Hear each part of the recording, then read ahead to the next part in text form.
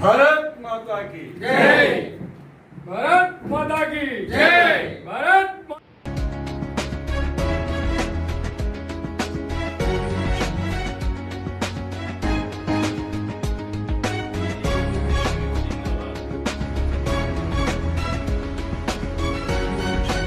अच्छा, 22 साल बीएसएनएल में लाल झंडा था।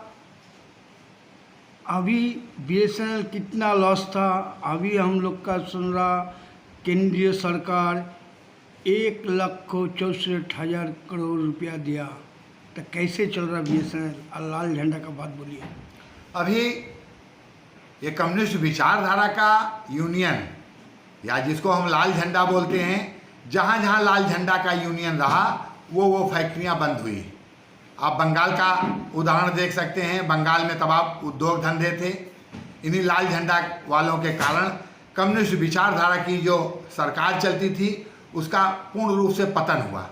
ये जिन उद्योगों में रहते हैं, इनका मूल उद्देश्य है कर्मचारियों का शोषण करना, वर्कर का शोषण करना। इनका नारा है, जब तक भूखा इंसान रहेगा धरती पर तूफान रहेगा। ऐसा ये नारा लगाते हैं। पूरी रोटी का दिलाने का आश्वासन देते हैं और आधी रोटी भी नहीं दिलाते हैं। सेम काम उन्होंने बीएसएनएल में भी किया।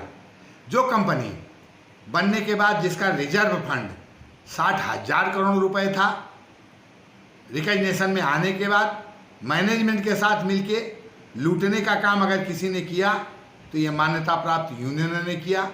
इन्होंने मैनेजमेंट के साथ मिलके कर्मचारियों का शोषण किया। जो कंपनी फायदे में थी, मिनी रत्ना का दर्जा था, जिसके कारपोरेट के हिसाब से कर्मचारियों के वेतन भत्ते, purse, food allowance, travelling allowance आदि, ट्यूशन अलाउंस, मेडिकल अलाउंस जो बेहतर होने चाहिए थे, उस पर इनका ध्यान नहीं गया और सिर्फ ये सरकारों के साथ लड़के रहे, सरकार की आलोचना करते रहे, अपनी पार्टी की नीतियों पे काम करते रहे। इसके नाते बीएसएनएल को बहुत भारी नुकसान हुआ। नमस्कार, मैं नितेश पाल, भारतीय जनता मजदूर ट्रेड का राष्ट्रीय अध्यक्ष।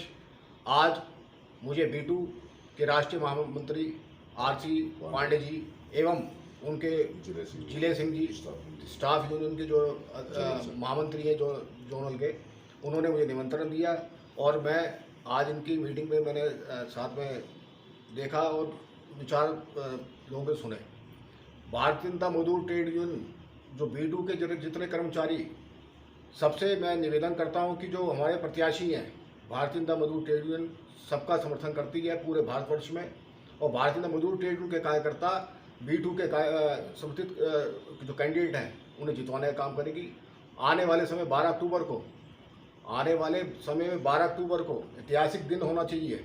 सबसे मैं अनुरोध करता हूं कि ऐतिहासिक दिन बना दो कि 12 अक्टूबर को लाल झंडे को निकालने का काम करें और B2 के कर्मचारी जो जितने भी हमारे साथी हैं, जो उनके समर्थित राष्ट्र परिमंडल सचिव हूँ, भारतीय टेलीकॉम एम्प्लॉइज यूनियन। बीएसएनएल कर्मचारी भाइयों बहनों, जैसा कि आपको अवगत है कि 12 अक्टूबर को बीएसएनएल में नॉन एग्जीक्यूटिव इलेक्शन होने जा रहे हैं। मैं बीएसएनएल स्टाफ यूनियन की तरफ से आप सभी से अनुरोध करता हूं कि आपने 20 वर्षों में जो सीपीआई सीपीएम की यूनियन को देखा, उन्होंने केवल कर्मचारियों का अनहित किया है और अपना हित किया है। साथियों, मैं आपसे अनुरोध करता हूं कि 12 अक्टूबर को आपको भारी से भारी मत, और आप देख रहे हैं कि जो भी वक्ता है हमारे बीच में, हमारे general secretary RC Pandey ji BTU, ये भी कार्यरत हैं और आपके सर्कल के सर्कल सेक्रेटरी भी कार्यरत हैं। साथियों, जो समस्याएं आपकी हैं वही एक जनरल सेक्रेटरी की है, वही सर्कल सेक्रेटरी की है। अगर आपकी समस्या के लिए वो संघर्ष करेंगे तो खुद उनको भी बेनिफिट मिलेगा। और जो सारी यूनियन आप देख लीजिए कि रिटायरी आदमी बैठे हुए हैं, उन रिटायरी को आपसे क्या मतलब है? वो अपना उल्लू सीधा करने आते हैं और चले जाएंगे। 20 वर्षों में इन्होंने हमारी सैलरी को 2007 में हमें सेकंड पीआरसी मिलनी थी, उसे 2010 में लेके गए। साथियों, किस कर्मचारी को एक यूनियन की प्लेटफॉर्म पर अगर भारत सरकार ने कुछ दे दिया होगा तो आपको सुविधा मिल गई हुई, परंतु यूनियन के नाम से आज तक कोई सुविधा आपको नहीं मिल पाई हुई। केवल आपका शोषण किया, आपके चंदे से इन्होंने यूनियन चलाई। और जैसा कि आपको मालूम होगा, और नहीं तो मैं बताता हूँ कि ये सीपीआई सीपीएम यूनियन जहाँ जहाँ गई, जिस जिस क्षेत्र में गई, उस कंपनी का, उस बैंक का, सबका बेड़ा गर्क किया उन्होंने। सुनिए, चाहे आप दिल्ली में, गुड़गांव में मारुति कंपनी ले लो या नैल्को कंपनी ले लो, जहाँ ये लाल झंडा पहुँच गया उस कंपनी का बेड़ा ही गर्क किया।